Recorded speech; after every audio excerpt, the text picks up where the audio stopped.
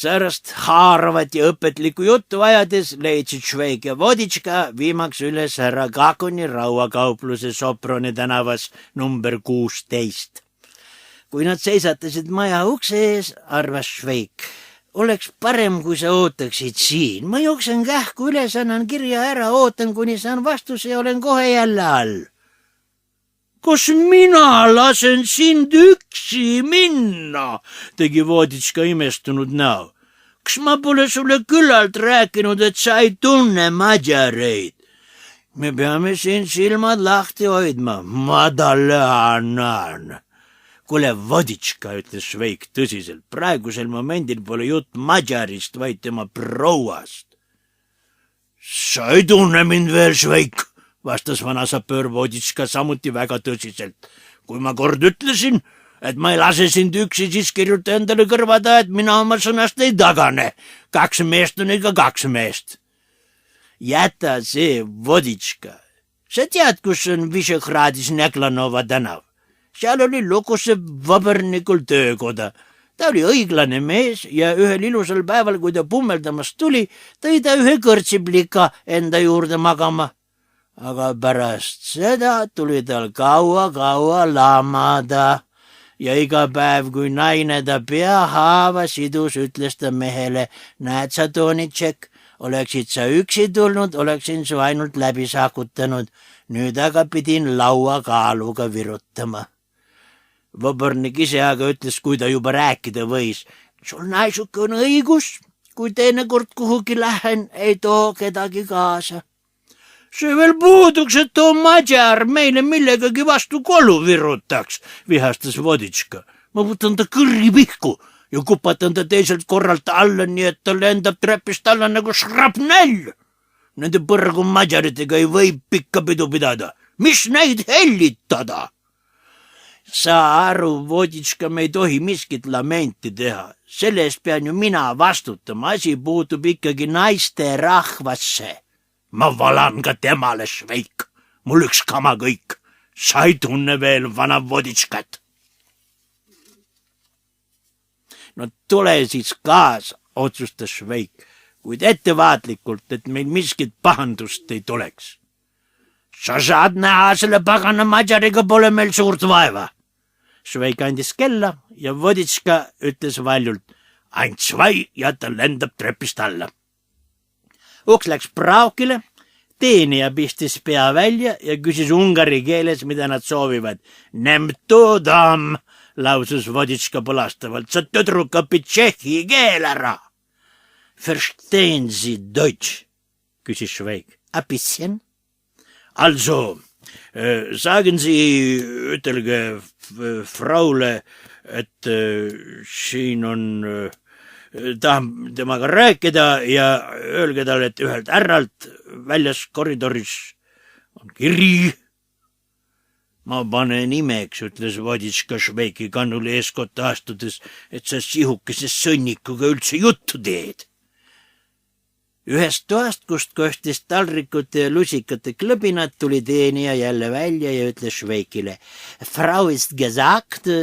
Proua ütles, et tal ei ole aega, kui midagi on, siis andke minu kätte ja öelge mulle. Prouale on kiri, vastas Šveik vigases saksa keeles. Öelge talle, et pidada suu ja mina ootan siin eestoas vastust. Šveik võttis taskust ülemleitnant Lukasse kirja. Ich warten antwort. Mis sa ei istu, küsis Voditška, kes oli juba seina ääres istet võtnud. Seal on tool. Mis sa seisad nagu kerjus? Ära alanda ennast selle madjari ees. Saad näha, et selle mehega tuleb veel löömist. Aga ma talle annan. Mõne silmapilgu pärast küsis ta jälle, kuule, kus sa saksa keele oled ära õppinud? Ise endast, vastas Šveik. Mõnda aega valitses vaikus. Siis kostis toast, kuhu teenija koos kirjaga kadus, koledat röögatust ja lärmi. Keegi virutas midagi rasket vastu põrandat, seejärel võis selgesti kuulda, et lendasid klaasid ja purunesid taldrikud ning sinna sekka kostis kisa, rõve sõim ungari keeles. Uks lendas lahti, esikusse kargas õitsvates aastates mees, suur ätt kaela ümber ja vehkis äsja üle antud kirjaga. Vanasapöör Voditška istus uksele lähemal ja vihane härra kisendas kõigepealt tema poole. Mis see peab tähendama, kus on see neetud lurjus, kes kirja tõi? Tasem, ütles Voditška tõustes, ära lärma ühtegi nii palju, muidu võid välja lennata. Aga kui teada tahad, kes kirja tõi, siis küsi sellelt mehelt. Ainult räägi temaga viisakamalt või muidu oled paugu pealt ukse taga. Marru läinud härra, kes vehkles nii, et suur ätt pidas veel vaid ühte nurka pidi kinni, karjus, et tema ajal polnud ohvitserid nii alla käinud, et oleksid teiste kodurahu rikkunud. Ta saadab kirja polgustaapi, sõjaministeeriumi, avaldab selle ajalehtedes. Härra, tähendas Šveik aupaklikult, selle kirja kirjutasin hoopis mina. Ich geschrieben, kein Oberleutnant. Allkiri sama võltsitud. Unterschrift Name falsch. Teie naine meeldib mulle väga. Ich liebe ihre Frau. Ma olen teie naisesse kõrvuni armunud. Kapitaalisch Frau, vägeveit või doch, vägev naine. Marru läinud härra tahtis Šveikile kallale karata, kes seisis rahulikult ja silmagi pilgutamata tema ees, kuid vanasapöör Voditška, kes jälgis härra iga liigutust, pani talle jala ette, haaras tal kirja käest, millega too ikka edasi vehkis ja püstis tasku.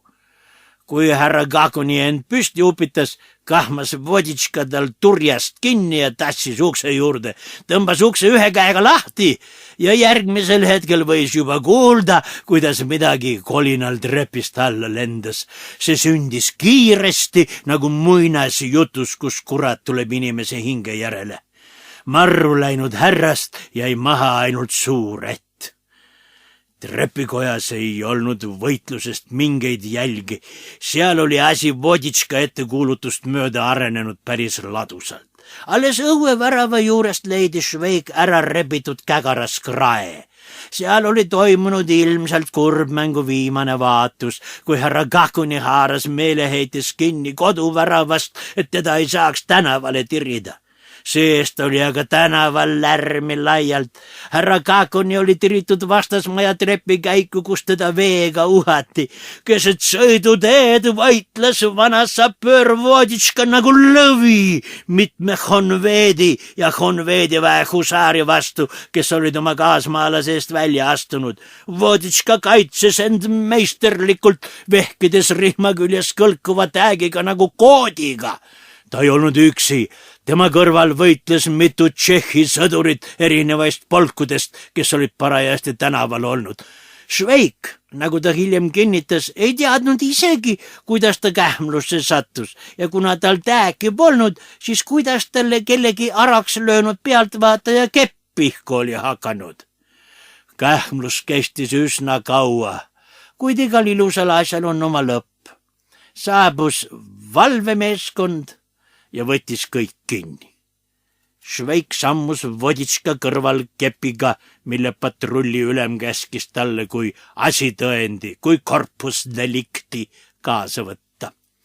Šveik sammus rahulikult kepp õlal nagu püss. Vanasapöör Voditška vaikis kangekaelselt kogu tee. Alles siis, kui peavahti jõuti, sõnasta Šveikile süngelt. Eks ma öelnud sulle, sa ei tunne madjareid.